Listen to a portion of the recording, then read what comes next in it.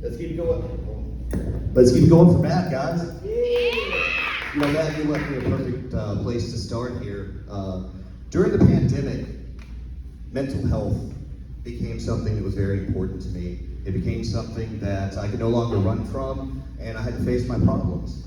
So I got some help for my problems, and about 1.5 years ago, I got a Belgian Malinois as a PTSD service dog. She's been amazing. I mean, she's really in tune with everything that's going on with me. She'll wake me up with nightmares, which is amazing for her to be that in tune. Got one complaint though. Anytime my wife and I are intimate in the bedroom, right when we get to that magic moment, she starts howling. I mean, it is just awful. And I figured maybe it was a look on my face, so we tried with the lights off, no help.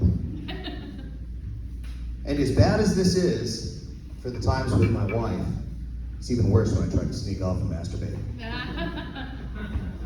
She could be laying there on the sofa, doesn't move a muscle. I sneak behind that locked door, pull out the old cell phone, get right there to that magic moment. I mean, just at the threshold, that last little bit of pleasure before all that shame from my keyword search rushes in.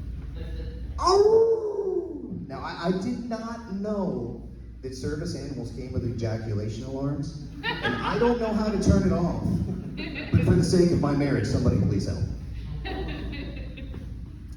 The day after the eclipse, our house was struck by lightning and burned to the ground. It was just shocking to see that happen. And as terrible as that was, we had some really amazing people step up and were very generous. You know, we had people literally give the shirts off their backs. I can tell you, I now know what it feels like to walk a mile in somebody else's shoes. And I don't want to sound ungrateful, but I could have done without the athlete's foot. You know, everybody keeps saying that Trump is a real badass for taking a shot to the face. But hasn't Kamala been doing that her whole career?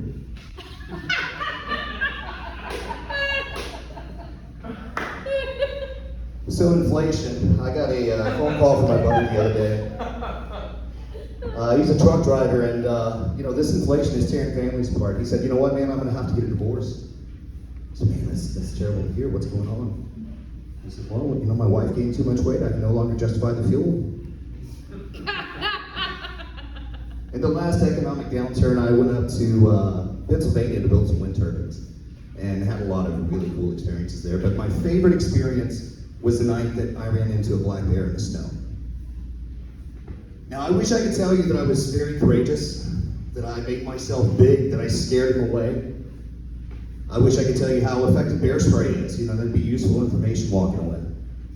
But the only thing I can tell you definitively is what it feels like to piss down your leg running away from a bear in the mountains in the snow. That I am very familiar with. So if anybody has any questions, come and see me after this. When my wife and I got together, we began to discuss children. You know, things were getting serious, and she asked me how many kids I wanted. I told her 12. She laughed.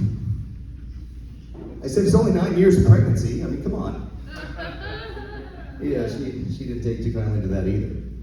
Well, a few months after that, I got my first kidney stone, and she was elated. You see, they say that passing a kidney stone is the closest that a man comes to experiencing the pain of pregnancy. So she's given me 4 beautiful boys, and after I pass this next kidney stone, our family will be complete.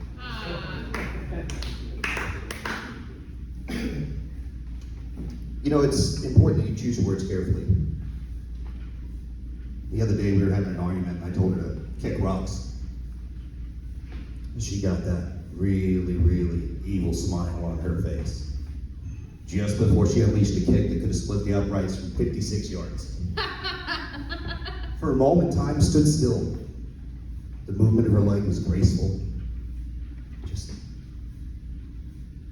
She tucked her chin, squinted her eyes, curled her lip up in a snarl. I heard Steve Irwin call out from the ether, "Oh, crikey, she's angry!" And right then, it made contact.